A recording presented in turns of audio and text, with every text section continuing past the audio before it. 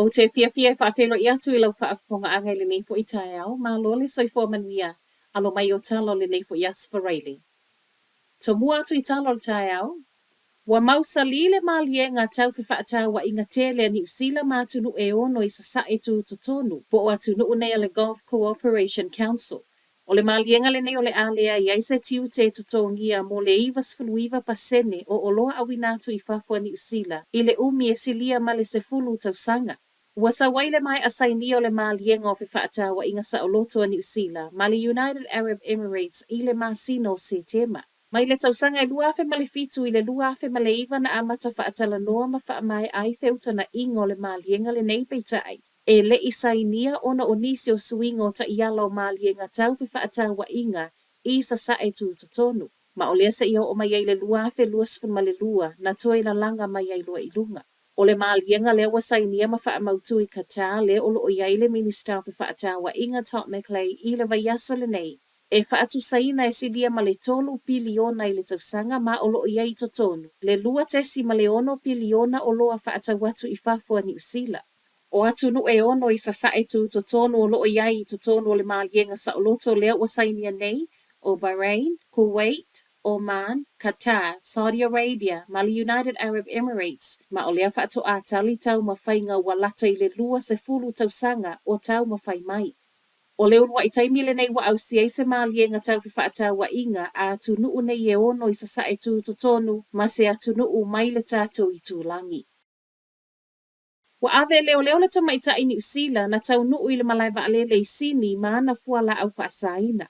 Luas fun ma le tolu tau sanga le matua o le tamaita I le nei ma e whaapea. O lea na sau mai le vaa na sau mai Singapore I le aso ngā fua le vaiaso le nei. O methamphetamine wa toe mo liai nei, e whaapea o lea na tau mawhai e avatu whaana na oni Chinese tea.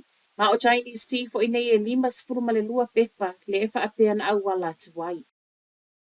Ua tatala le poloketi fo ua whai ai porirua e lango ai tangata Pasifika.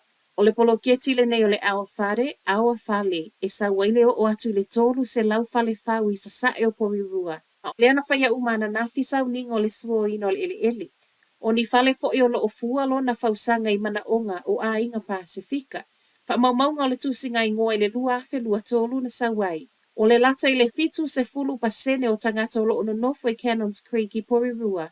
O le silia ma le afo I lato o tangata Pasifika peitai, o I lato fo I nei e le o iei ni whale motu. O whale nei o loo sawai ma le tala, o le atau ma whai a whaatau ngō fie ma o se ngā luenga tele, o loo tū malo se le whai ngā malo a New Zealand. O le matanga luenga o tangata Pasifika, o ia leo le angafa ma le polo keti le nei ma le whaasoa ino tupe, a o le Central Pacific Collective, o ia leo le a whaatau taia polo kalame fesoota ai ma le polo keti, lea wa amata nei.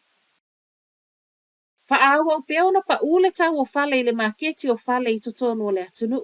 Whaamamonga nei ale CoreLogic ma I lana Home Value Index o loo I loa ai e negative 5%, ma o le whaavalua I lea sosoo o na pa ule tau o whale I New Zealand.